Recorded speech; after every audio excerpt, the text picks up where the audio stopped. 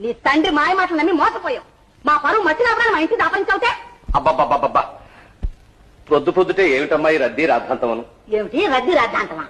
అయితే నీకు అర్థంగానే నీ పిల్లం ఏ వేరం యాబ్రాసినా? ఆహా, ఇదంతా నీ చూసుకునే చేస్తానన్నమాట.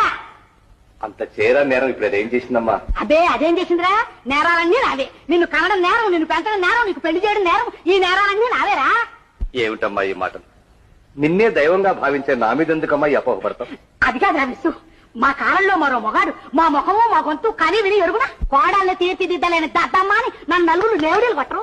అయినా సంసారం చేసుకుని పిల్లకి పూజలు పునస్కారాలే ఉంటారా? తనతో పాటు మన కూడా సన్నాసాలు కలపడానికేనా? అదంతా నీ అద్భుత కల్పనమ్మా. అలాంటిది అయితే అది పెళ్లెందుకు చేసుకుంటుంది, మన ఇంటికి ఎందుకు వస్తుంది? అయినా దానికి మన మీద పగే ఉంటుందమ్మా. ఒరే విసిగా, ఆరు దుబ్బులో పెట్టుకోవాలని వాజమ్మ అయితే చేతికి గాజులు తొలగించుకుని చీపురు చేత పట్టుకుని ఇంటికి చాకరి చేసుకో. నేను ఈ కొంపలో ఒక క్షణం ఉండను.